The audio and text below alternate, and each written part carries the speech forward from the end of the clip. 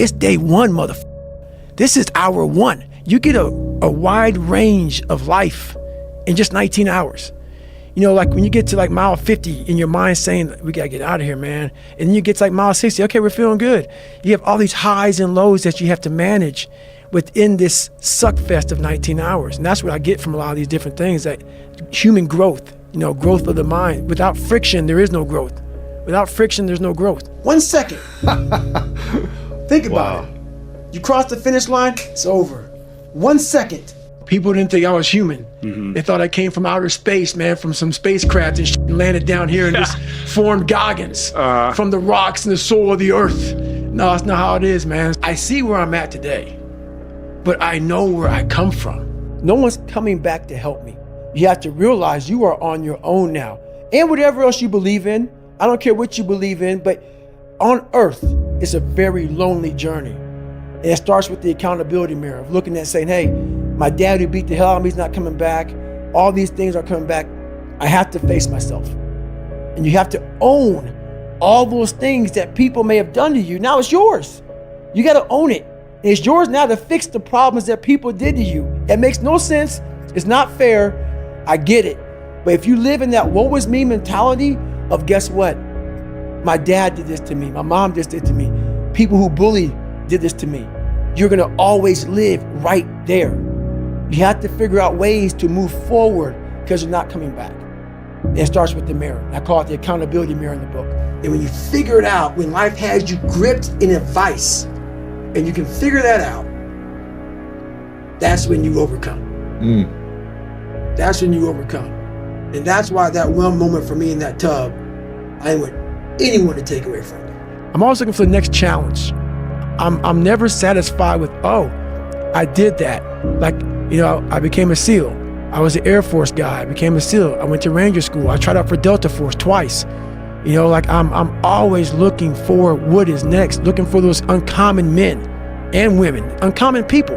Because I'm trying to grow. It's that mentality of I'm gonna pick up that fucking Pulaski and I'm gonna dig this fucking fire line for 3 damn miles. That's that mentality I never want to lose. I never want to get so nice with, oh, yeah, I did it, man. I did it. I'm good. That mentality of I'm willing to pick up that shovel and I'm willing to dig a 3-mile line, there's something about that mentality that I'm ready to go to work at any time. And that's what keeps me, those are the sparks to be something that gave me pride, to be something that made me feel, it's not about money, it's not about success, it's not about people, oh my God, that's David Goggins, sign my book. No. When I started this journey out years ago, it's about, I just want to learn to read. So now I'm at a place now where I see the possibilities of the human potential. What are we capable of is the conversation now. The conversation now is how can I now talk to people in a way they can understand the message that I have for so many people. So that's the new conversation now is that you are constantly evolving. You never stay, either you're getting better or you're getting worse, you're not staying the same. So for me, I have to constantly be getting better. I have to constantly be evolving my message. So I'm constantly thinking in the quietness of my mind. That's a key point too. The world is so fast paced. The world is so noisy. So my conversation now a lot of times is, my God, slow down. The world can take you here, be there, be everywhere. And I lose myself sometimes. So I catch myself in the airport, I catch myself in the plane where I'm writing stuff down. Okay, remember this, remember that. And I'm going, hey, hang on a second, Goggins. What got you here? This isn't what got you here. Slow the down. Go back to the quiet place of that dirty mirror in that $7 a month place you used to live in. That's where you grew. So that's what I'm constantly reminding myself of, go back to your roots. Now, I'm not saying go back to hell. I'm saying don't forget where you come from as you start to explode out of the gate when you become someone. My conversation is, do not forget your roots. And once you figure out I have the ability, not through your mom or your dad or through a special school, through you. You have the ability to change this. That's what makes it so mad. Once people put this title on me, you now give yourself a get out of jail free card and say, oh, he's just crazy, he's special, he's unique, he's this and that. You just saved yourself. From not having to do the work. From not having to do the work. Yeah. And that's why I want people to hear my story. I'm trying to take away all that bull crap that you want to put on me. I'm trying to make you suffer up here to know what, my God, man, he really had a hard way to go. Wow. There was nothing special about him. He wasn't talented. He wasn't gifted. He wasn't nothing. He wasn't nothing, and he made it. I want everybody to feel uncomfortable around me. That's it. Because I want you to go home and think about yourself. Yeah. Think about yourself, man, because you're leaving so much on the table for the possibilities of what you can be. I did all of the work alone. And while I'm still hard on myself, I know what I did. So whenever times get bad for me, people, all this, who's gonna carry the boats and law? That's real. I hate that people know me for that guy, because that guy is not every day. Like when they see me, they want that energy. That's not me every day.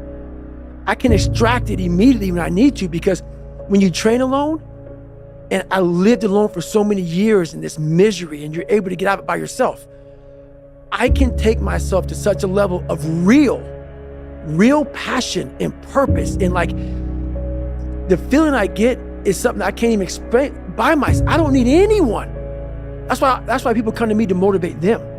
No one can motivate me. I have a resume full of the motivation that whenever I'm down, I'm like, oh, hang on, motherfucker. Oh, you know the truth.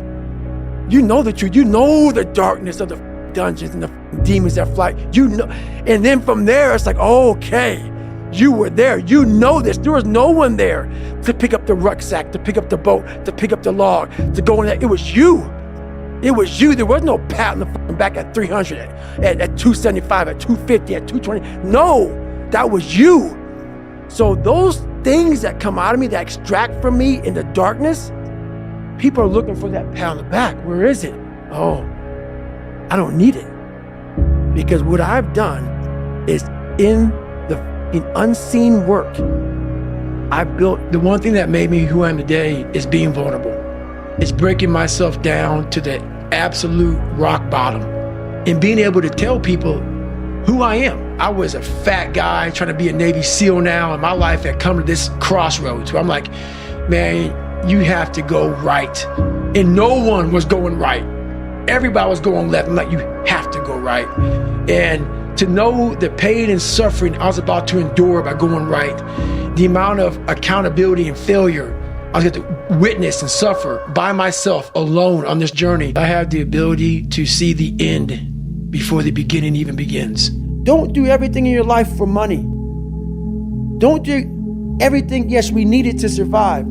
There's a great drive and passion behind doing things for the mind and the soul. There's a great drive in that. Everybody goes, man, you talk with such passion. This is a life. This is my life. So that's what I want people to get from all this stuff, man. Like there's something inside you. The brain is the most powerful thing. The mind is the most powerful thing that we have. It's not your phone. It's not the computer. It's not anything. It's your mind. And if you can tap into that, you can come from the daggone roots of hell and become such a great seed, a powerful seed that can grow into some great daggone garden. And people don't get that. It's all up here. The power and the magic's up here. You have to live and win what you can and build the body armor. Start callousing the mind so you're ready for combat outside of your house. Because it's going to come. And that's what I realized at a young age. I had no body armor. I had no callus. So when life came at me, I ran, I tucked. I lived in the fetal position trying to get away from life. I wasn't protected. I didn't protect myself. I had nothing. So I started realizing I gotta form an armor. So I won't have to lie to you to make you like me. So I'm not approaching people feeling insecure, saying I have all these material things that I don't have. When you have that body armor, you tell people, hey man, I'm not real smart, but I try real hard. I'm not the fat. I won't win this race, man, but I've been running for the last 4 years every day. That's pretty good, yeah. That's the mentality that you need to have. Yeah. Look at people knowing, I know you and everybody else has issues. So why am I worried about how anybody thinks of me? We're all in the same boat here. Some boats may be bigger than others, but we all have problems. So be it. We're all in the same boat. What motivates me now is that there's over 600 some odd thousand people looking at me saying, motherfucking Goggins is somewhere out there. He's somewhere out there getting after it. And I am. So you ain't never alone. I'm out there somewhere, 600 some thousand people. There's a chance that when you're working out, I don't care if you're in Washington, D.C. and I'm in Nashville, there's a good chance at the same time we're getting after it. Put the shoes on and get grinding. We have this governor on our brain, and how you start pushing past that governor, start realizing your brain has the tactical advantage over you. Why? Because it knows your insecurities. It knows when you're lying. It knows your fears. It knows everything about you. And whenever those things start, like right now, I'm scared to death up here. Why? When I was in 6th grade, I was in a play. And I stood up in front of a whole bunch of white people that probably didn't, I was being judged in my mind. Scared the shit out of me.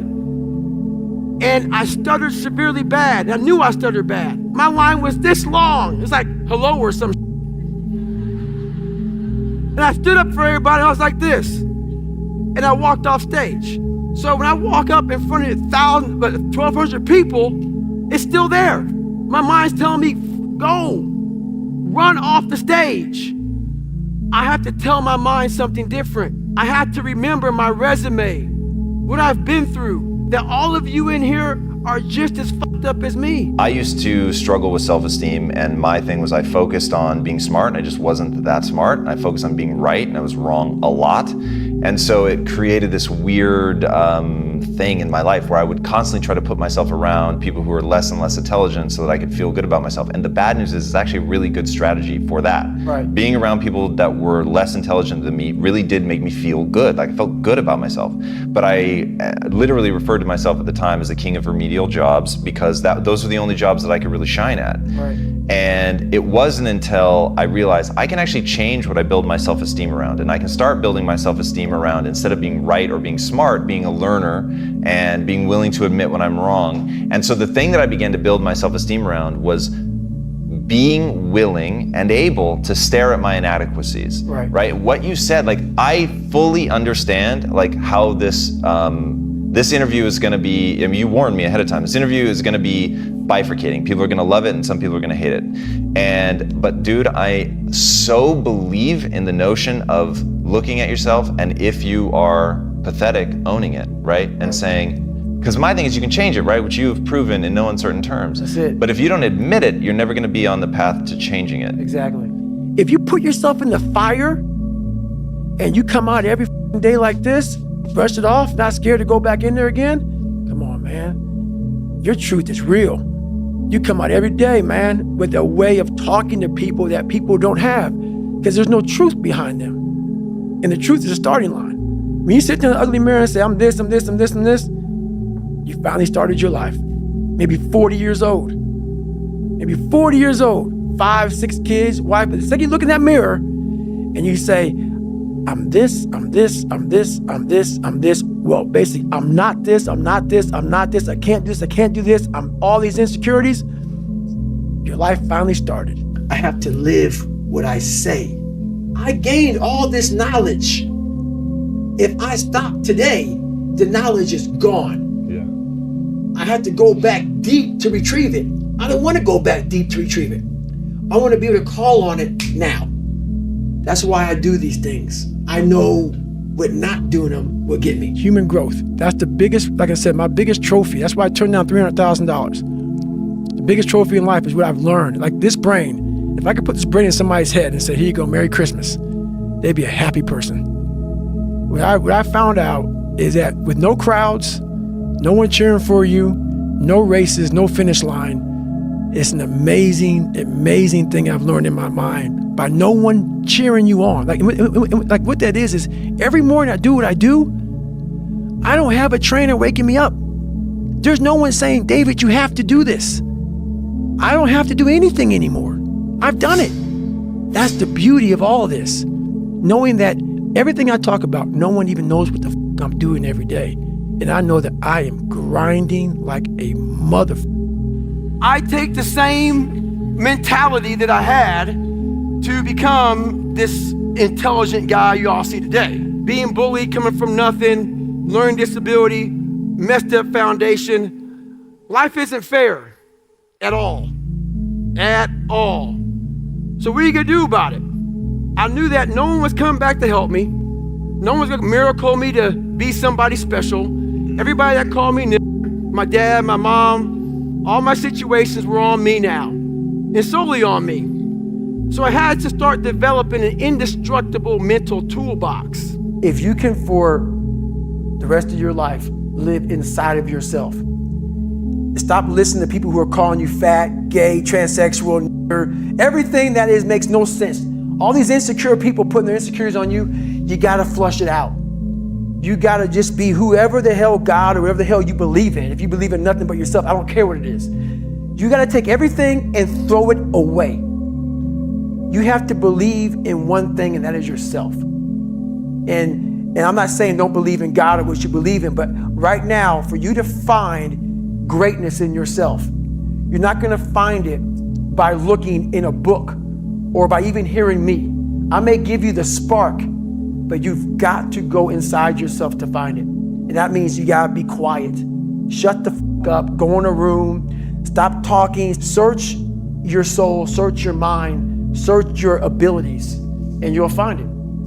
But if you're not looking for it, you won't find it. So you gotta go start your journey. And the journey starts with you finding, why the hell am I here on this planet Earth? Why am I here? And if you don't know that, you will live the rest of your life searching, always asking the question, why? A fulfilled human being doesn't need to break anyone down. All they do is want to build you up. So anybody you meet that calls you out of your name, that bullies you, that messes you up, that makes you feel not lifted, they are dealing with something deep-rooted. To succeed, you must fail. In failure and in suffering, all the answers are in there. All the answers to all the test questions. The test is your life. All the answers are in there. You don't have to live in suffering and pain and failure all the time. You have to learn, I need to visit it. Like people hate working out. You're only gonna visit working out maybe an hour a day. 23 other hours of the day, you're not in it. But how you become in shape is you must visit suffering, visit working out 1 hour a day. Visit suffering 1 hour a day. Visit your past failures 1 hour a day. The relationship with it is the answers are in there. They are in there. Within the suffering, go in there, and I call it the live autopsy. The live autopsy, how you find out someone died, they crack you open after you're dead. How you can live is do it while you're alive. Go back in your brain, crack it open while you're alive. Don't wait until you're f***ing dead to figure out why you died. Do it while you are living. Go in there, go into the suffering, go into the pain of your life and say, why did this suck for me so bad? Why am I afraid of all this stuff? Why have I shut down the whole world? I guarantee I'll tell you why you shut down the whole world. It's in these nooks of the suffering within your brain, in the scarring, are all the answers to why you are on the couch feeling sorry for yourself. They lie within the scars. Visit them for at least an hour a day, study them, and then you'll find out more about yourself. You will then grow. So don't look at it as every day I suffer.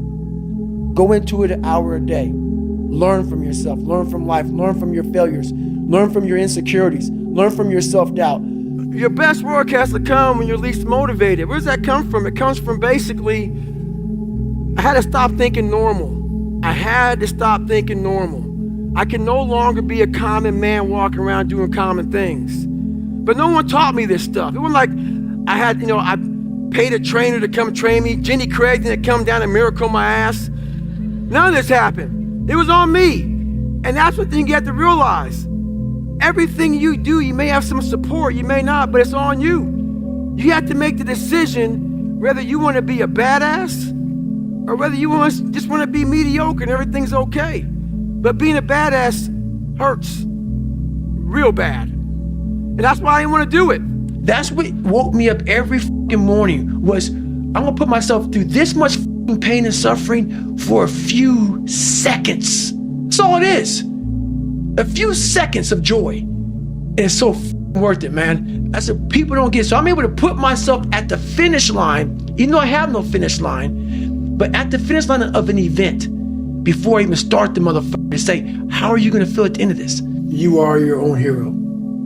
You are your own leader. You are your own master.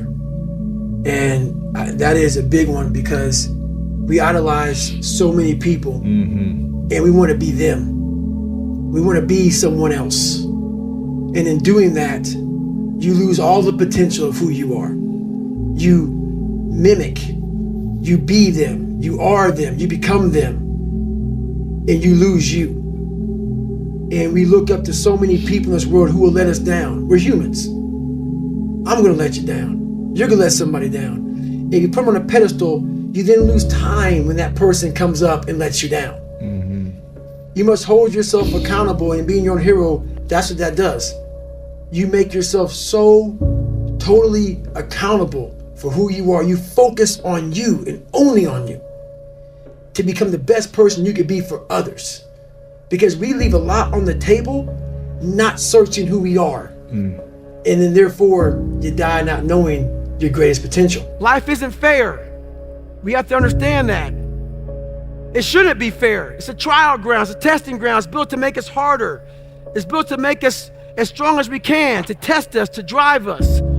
So, mentality is the only thing that gets us through life. I was an underdog.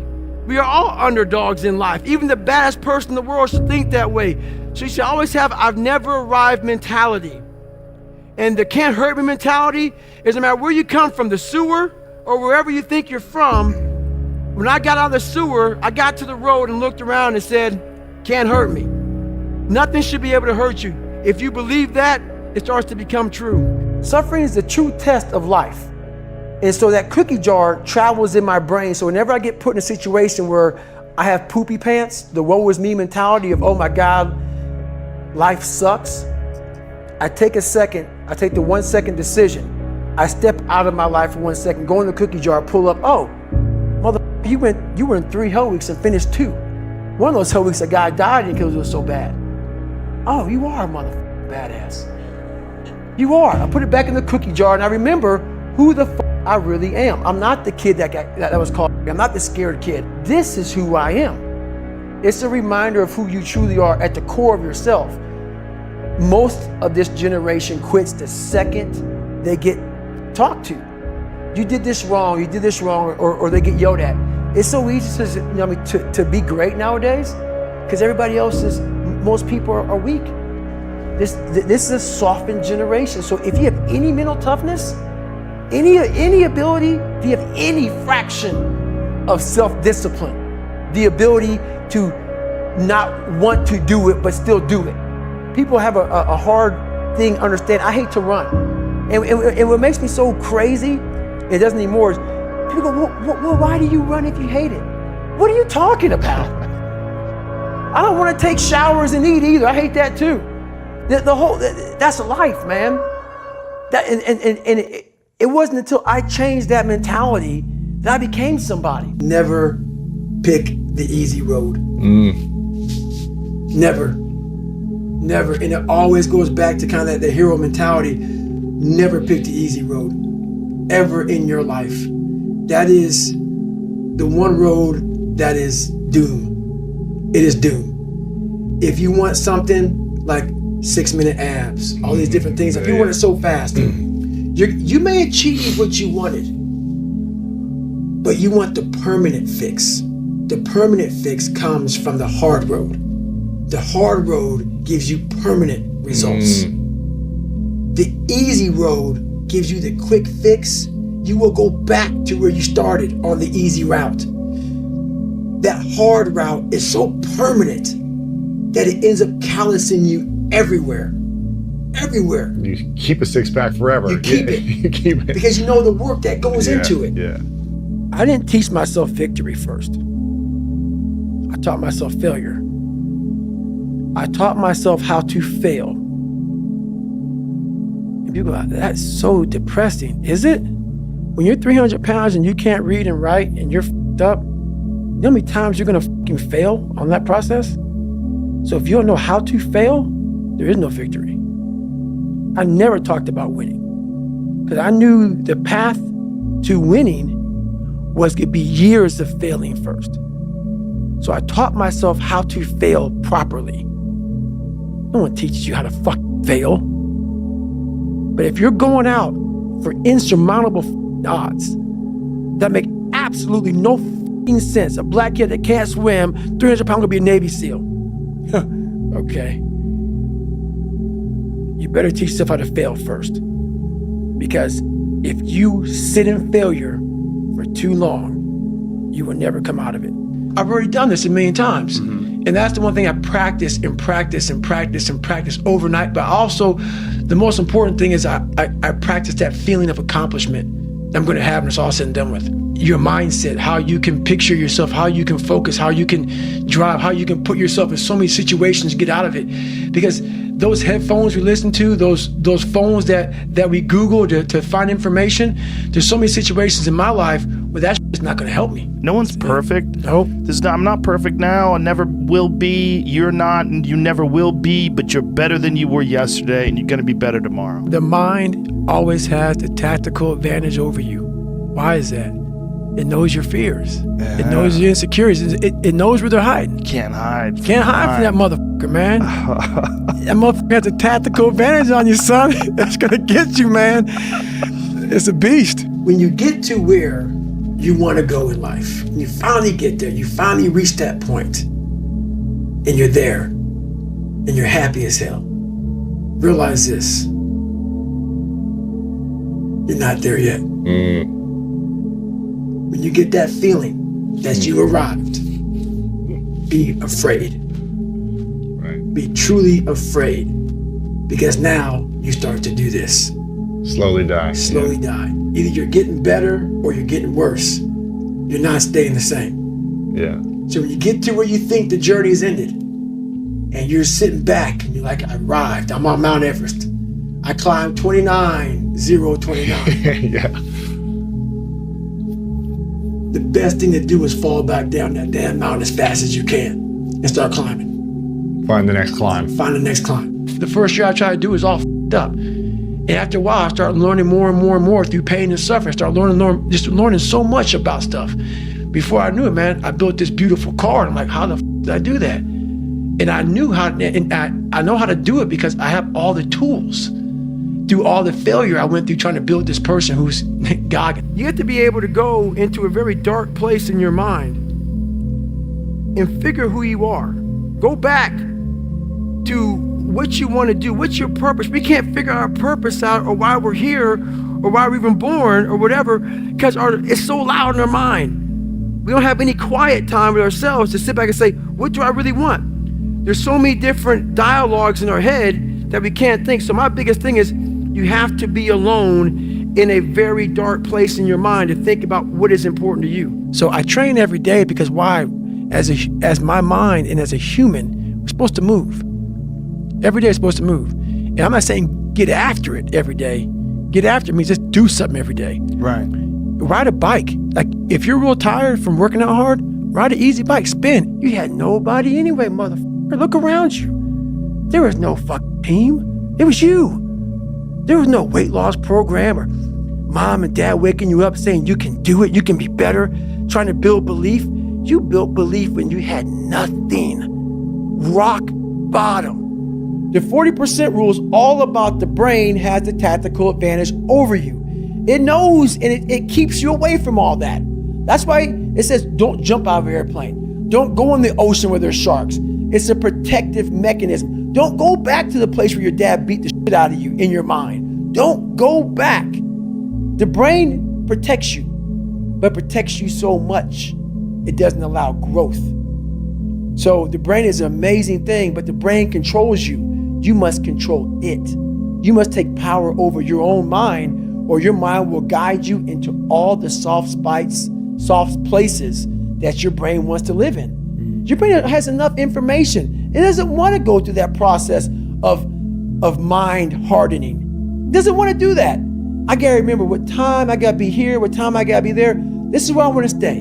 I'm peaceful. I want to stay very peaceful and away from scarring. So that's what it is, man. So this is where the 40% rule comes in, people.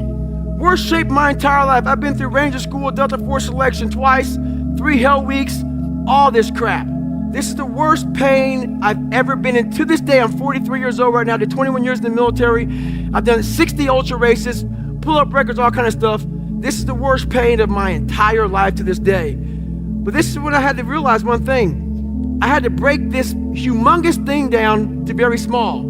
All I put in my mind was, let's not quit yet. I'm gonna quit, but not yet. Failure, hell, disappointment, discomfort is a great learning tool. And many people don't understand that. These few moments in life that you have, like for me, I always talk about it, Rocky 1, round 14. That 1 2-minute and 13-second clip of Rocky getting up when Apollo knocked him down. Mm-hmm. That one clip, when I was going through a very bad time in my life, I saw what I wanted to be. And it wasn't a guy that won. It wasn't a guy that won everything he did. It was a guy that kept getting up after being knocked down. So I realized if that 2 minutes and 13 seconds changed my life, that's all it was. I saw something that I needed to be in the world I was living in. Maybe my story will give someone the 2 minutes and 13 seconds they need to change their life. If you can get through to doing things that you hate to do, on the other side is greatness. If you're choosing to do something, attack it. Because they're gonna remember you as not attacking it. We post our real life, never on Instagram. We post the life that we wanna have out there. That's not me anymore. I'm gonna tell you exactly about me, who I am. That's how you get better. That's how you fix yourself. That's how you grow. I wanted to be an expert in the mind, a mental toughness guy, beyond mental toughness. The only way to do that, in my eyes, is to put yourself in hell. Mm-hmm. Put it in hell repeatedly. Repeatedly put yourself in hell and study how you process it. And that's how I was able to come up with all these different ways, all these different tools to slow the mind down in hell. Because the mind just speeds up. The mind wants to get out of the painful situation, the suffering. It can't process it. So that's what I realized by going through all these different processes of being in hell weeks. You know, it's just that. I love that, man. How That's the mind amazing. processes in hell. My biggest fear in life is that one day if I ever get judged by something, someone, some energy force, that I go up there and I failed the mission. Whatever force up there thought I was supposed to be some badass, and I went up there underachieved. You know, I want that force up there that knows everything to be writing as I'm living, saying I had no fucking idea he even had this in him. So I want to just be the best I fucking can, and a lot of people say that. I truly mean that. What separates me from a lot of people is they go into a daunting task, and the task is overwhelming. Like when I heard the pull-up record was 4,020 pull-ups, and I was talking about breaking this record, people are like, oh my God. I went right to a pen and paper. They go, what are you doing? I'm doing the math, man. What are you talking about? I'm open-minded to the fact that, okay, if I do 5 pull-ups in a minute for so many hours, I can get so many pull-ups in. How much time do I have to rest? I was breaking the math down. You have to be open-minded to the possibilities that I can do this. Once you shut your mind down to the possibility that it can be achieved, there's no way it can happen. So that's why my eyes and my body light up about things, because I know that if you're in a fight, you have to attack. You have to keep attacking. The enemy has to know he is not going to give up. You must break the soul of whatever the fuck is in front of you. That's what I realized. I was never breaking the soul of anything in front of me. So that's why I came up with this thing called Taking Souls in my book. I started to devise ways to break a soul of a human being, of an object, of whatever's in front of me. If you keep on attacking something, nothing wants to stand in front of anything that is relentless. Nothing. I studied by being a practitioner. I put my mind in hell, and I realized how it was thinking. And I figured out tools and tactics on how to get through it by being in it, not by studying it, by being in it. And literally, that's how I started callousing over. My success was learning how to fail properly. And then eventually, I started getting a few victories. But that's what people don't get. When you have buried yourself in such a deep fucking hole, you better first talk about the failures you're gonna have first. And that's when that other voice comes up. It tells you we gotta do something, but it also tells you, boy, I'm not gonna lie to you, Goggins. You're in for a fucking climb, bro. You're gonna get your ass handed to you, made fun of, the outside noise, the inside noise. Both voices are gonna be fucking telling you to go fuck yourself. You are in for hell, bro. I am. So I better learn to fail. And once I found out who I really was, that's when I started growing. I was trying to build on top of a lied, up foundation. You can't build a house on the foundation. So I had to get down to the actual mineral soil of who I was, and that's when you can start real growth. If you don't think about yourself, there's no pain. Which can also lead to pain later on in your life. But in these moments when you're struggling, if you are a true leader and you're worried about your men or women beside you, your mind doesn't care how cold you are anymore. Your mind's only worried about taking care of the men and women beside you. So I started realizing, man, if I take care of these cats to my left and my right in the worst moments, my mind is no longer thinking about, you're miserable, David Goggins. Get the hell out of here. You're thinking about, how is John? How is Andy? How is Sam? How is Pete? How are you guys doing? You're not thinking about me. So there's so many things you can do to get outside your own head to then allow your body to just be like, hey, we're just a machine. But you have to let your mind be able to process all these different tactics to do that. Take a different vantage point in life. When you are in the hell, you can't see the beauty of being in it when you're in it. Get on top of that mountaintop in your mind. Get on top of that mountaintop and look down on what you're doing. You can see a whole different world, and that world is beautiful. But you gotta get a different vantage point in the suck. Don't be in it. Spiritually, get out of it. Get that soul. Look down on what you're doing. Be amazed by the process of where you're at now and where you came from. The first ultra marathon wasn't smart at all. So basically what happened was I was at military free fall school with Morgan Luttrell. Marcus Luttrell, if you guys don't know, was the lone survivor, the guy. He was in a bad op went bad. He was the only Navy SEAL that lived. Long story short, you gotta get the book, read Lone Survivor, great story. Morgan is Marcus Luttrell's twin brother, and I was there with Marcus. So what happened was myself and Morgan were in free fall school. At the same exact time, Marcus was in the worst incident in SEAL history. So I knew that Marcus might be dead. He wasn't dead, everybody else was dead. So I actually brought Morgan, I actually told Morgan, hey man, your brother was in a bad incident. I don't know if he's alive, I don't know what's going on. Long story short, Marcus is alive, and I go on to want to raise money for families. All these guys died, they all had kids. I want to raise money for the Special Operations Warrior Foundation. It's a foundation where 100% tuition goes to these kids to go to college, full tuition, whatever. So I found this great foundation. I'm gonna raise money for it. So I said, you know what? I have to Google something that's evil, something very hard. I knew nothing about ultra marathons. I hadn't even run a marathon. I knew nothing about this world. So I Googled the top 10 hardest races in the world. And what comes up is a Badwater 135.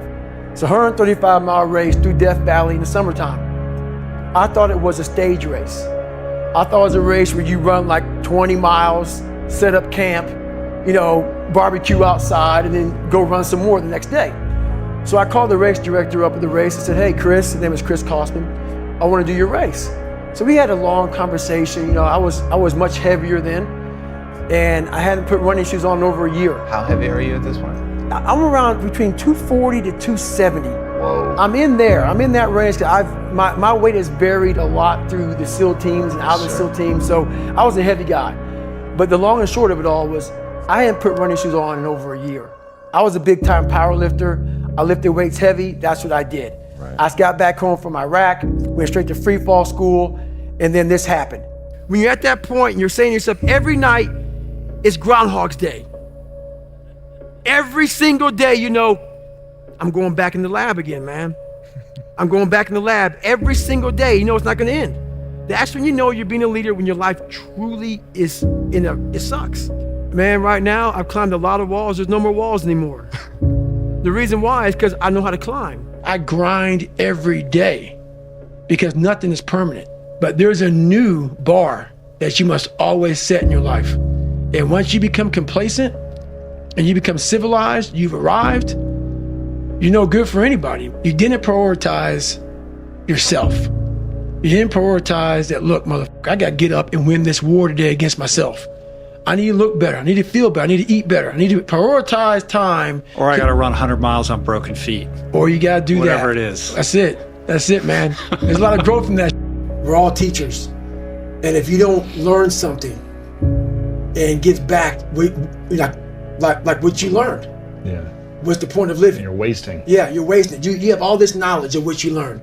Some people may think you're crazy. Some people may put a title on you, but it's those few people who are like, you know what, I need to hear that. Mm-hmm. So you have to put yourself out there. I fought for this country for you to do you. And I am all about you doing you because I'm gonna fucking do me. And I'm gonna do me until I'm fucking dead. And I believe I earned the right. A lot of people haven't earned the right. Just because you live in this country, I mean you earned the right. You gotta live a little bit. Once you've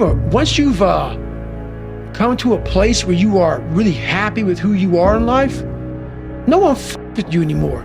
Even though they're fucking with you, It doesn't fuck with you. It's easy to be happy. It's easy to smile. Those are the good times. The good times. Those times don't need to be trained. You know, I had to train myself for good times. Those times, for most people, don't need to be trained. What I'm trying to give you all is the misery of sometimes we go through in life.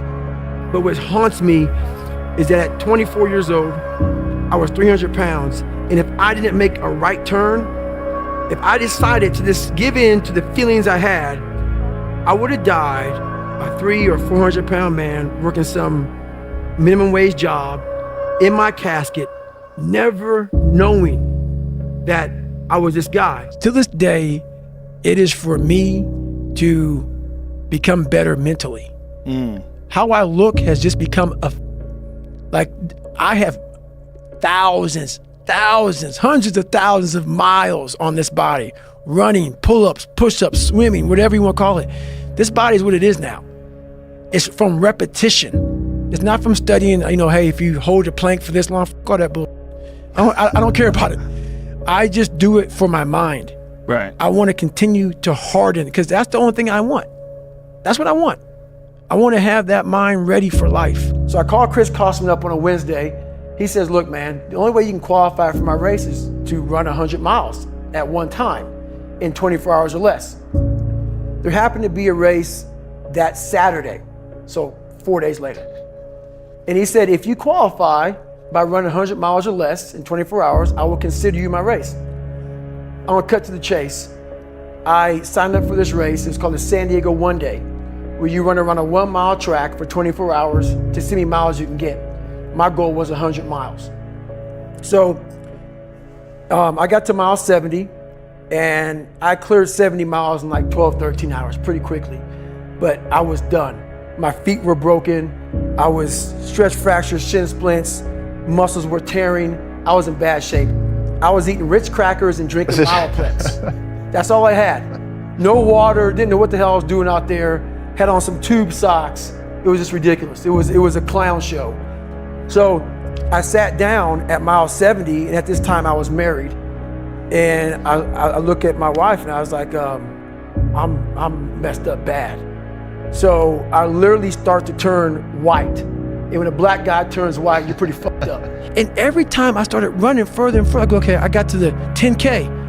I'm on Boston Marathon time. Because I knew the Boston Marathon was like 3:10:59 for my age. I'm like, hang on a second. And then I started using all this external shit for motivation. Like, okay, who the can go out here and run 100 miles, no training? And then I'm broken. Most broken I've been in my life. And now I'm running a marathon. Who could do it? So I started just feeding myself. I get to half the mile. I'm about 30 seconds off the pace. I said, hang on, man, you're Goggins. You can do this shit, man. And I started just feeding myself. You can do this. Before I knew it, man, I got to like the last 6 miles, and I was off the pace, and I just kicked it. And next thing I knew, I did like a 3:08 and change. I was like, and that was like, what the fuck? What have I been leaving on the table? Right. I've been leaving so much on the table for pain. And that's when I started like going crazy about the mind. Like, what the hell am I, like, what is up? Like, it opened these different doors of like possibility and like, what is humanly possible? What are we capable of? Like, you know, people, I didn't even know. I was just amazed by what I was able to do by a simple fact of just reasoning and working with pain and pain management. And my mind just kept on growing from there. And it happened in Hell Week, it happened in the 100-mile race, it happened here, and started just evolving into what it is now, to where now I'm like, God, dog, man, the mind, we are leaving so much on the table. But people take me, he cusses so much, he sounds crazy. Don't listen to all that, man. Just cut out the bull. Cut out the bull. Just get to the weeds of that. You are fucking yourself up by not examining your brain. You're not examining your brain. Message it. That's done. You examine your fucking brain. If you don't know who you are, I can't tell you who you are. Once you create this vision in your mind, it's how am I going to get there now? And that's when I come into play. But first, you got to create your own vision. And it's not external. It's the vision created is inside of you. I got to start doing more. When you have that kind of foundation growing up, and that's where you start life at, I started realizing more and more and more that all these people were gone. What was haunting me was me. Your reality becomes so big that you can't see the clear picture. It might have been 3 or 4 That's kids it. doing it over and over. Right, but it was the whole town. Yeah. Everybody hated me. So The world hates me. That's right. Yeah. And that's when it became toxic. And that is where I became my worst enemy. But I started down the road of, instead of the path of, least resistance, I started choosing the path of most resistance to prepare myself for the journey that was coming my way. Motivate people, energize people, make them driven, make them passionate, make them find more. So am I in heaven or in hell? That's what motivates me. It scares me also, because I believe that we are all leaving a lot on the table. And now when I go to heaven, what I want God to look at me and say is, as you were living, I'm the all-knowing man. I had to get a damn marker out and write more as you were living. I want to do the impossible. Always do your own judging. Always meet the person. Look at the person in the eyes before you say you don't like that person. Listen to their story. Listen to who they are. Listen to where they come from, how they lived. Get your own opinion about people. It's very huge. A lot of people didn't like me coming up because they see this hardness, this crust. Break away at the crust and see what's inside that person. So here I am. I'm all fucked up in this chair. I'm at mile 70. I got 30 miles to go. I'm jacked up. I got to go to the bathroom. And the bathroom's like 20 feet from me. It's a porta potty.